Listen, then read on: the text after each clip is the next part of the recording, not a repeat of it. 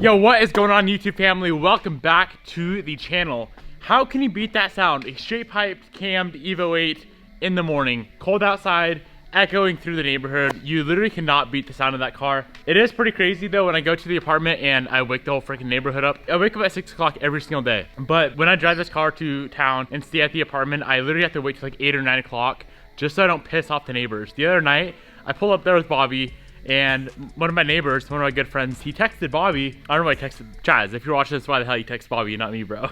No, I'm just playing. He texted Bobby, and I guess some guy was all pissed because my car was too loud. And it was only like it was like 9:30 p.m. It's like, come on, bro. It ain't that late. Anyways, what we are doing today, guys, we are fixing the alternator on this Evo 8. This tutorial should be the same for like Evo 7, 8s, and 9s. It should all be the same. I've never done this before. It shouldn't be that hard. I know it's in a weird place to get to on this car. But the reason I'm changing the alternator, my brake light and my battery light as well? I don't know, let's go look. I have two lights on my dash on, and I know that with those two lights combined, it means like the voltage regulator on your alternator is bad. So let me show you what lights I'm talking about. So as you guys can see, that brake light right there and the battery light. So I picked up a used alternator off of eBay. I paid like $50 or $60 for it, pretty damn cheap. I hope it's good. The cool thing with eBay is if it's not good, I can just return it and with like no questions asked. So let's get started. Yeah. Well, there it is. I hope it's the right one. It says Evo 7. I'm guessing Evo 7 is the same as Evo 8 though. Let's go ahead, see what we need to do to pull this alternator out. The first thing I'm gonna do is jack the car up and pull this wheel off just so I have access to everything under there.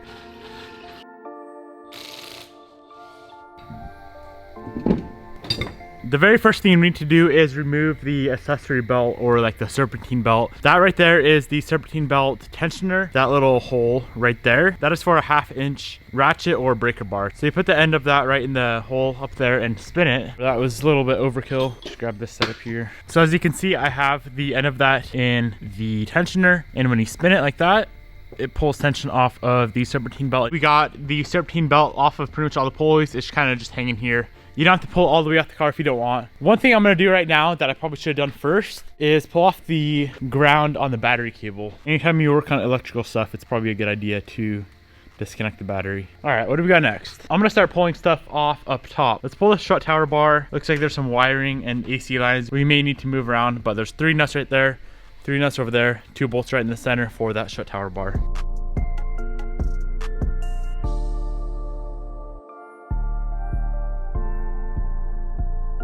So I'm at this stage right here, and honestly, to me, it looks like it's easier to go from the bottom.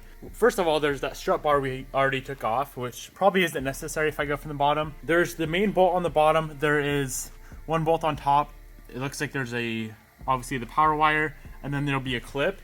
But if you go from the bottom, all you have to do is pull a Stevie axle. To me, that's easier. There's a nut right here. There's this cotter pin here, the nut, and then you pull the 2 bolts off of for my coilover, pop the CV axle out, and that will give me so much freaking space where I think that'll be a lot easier. So I think that's the route I'm gonna go, guys. That's just my opinion. So I know a lot of people go from the top, some people go from the bottom. I'm gonna hit the bottom real quick. The only thing you have to be conscious of when going from the bottom, doing it this way, is getting your camera bolt in the same exact location.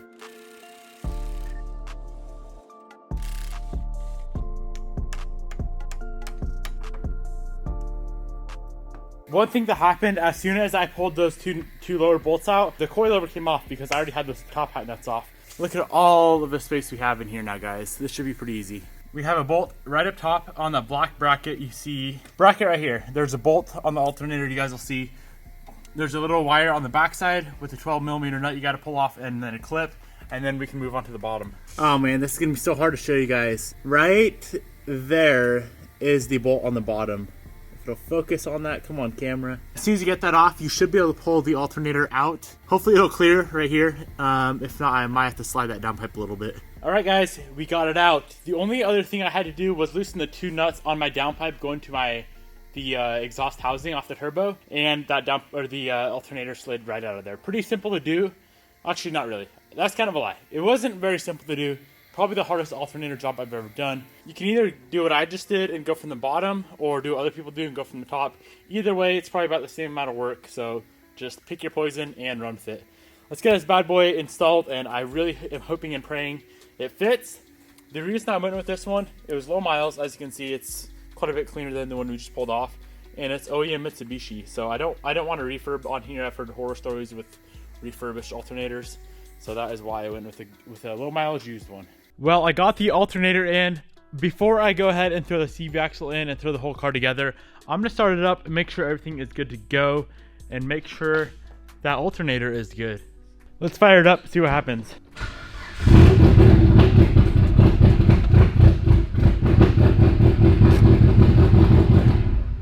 Well, as you can see, just like that, guys, no lights on the dash. Super pumped on that. I'm gonna go throw the car together and we can go on a little drive.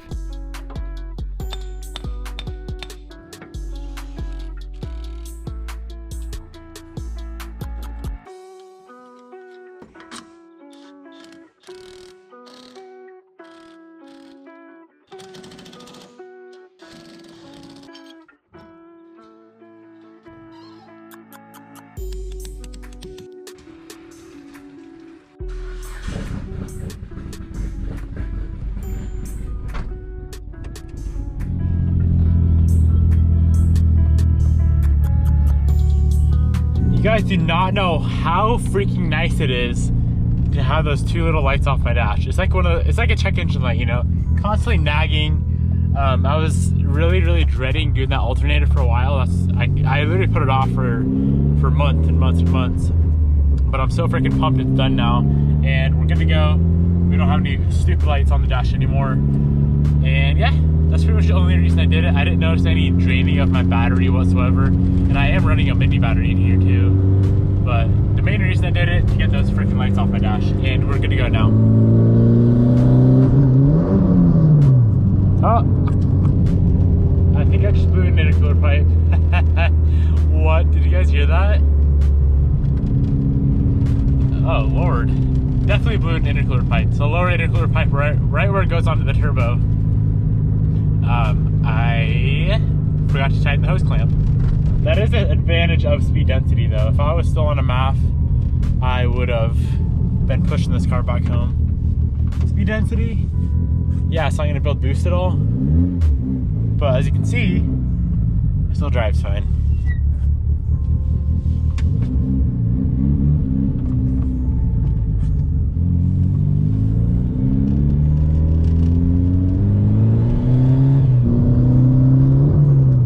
Well guys, that is going to be it for the video. I know it's not the most fun and entertaining video in the world, and honestly I wasn't even going to record this when I started working on the car, but I had to remember why I started my YouTube channel in the first place, and it is to help you guys out. So for anyone that is doing an alternator on their Evo 7 through 9, I hope this video helps you out.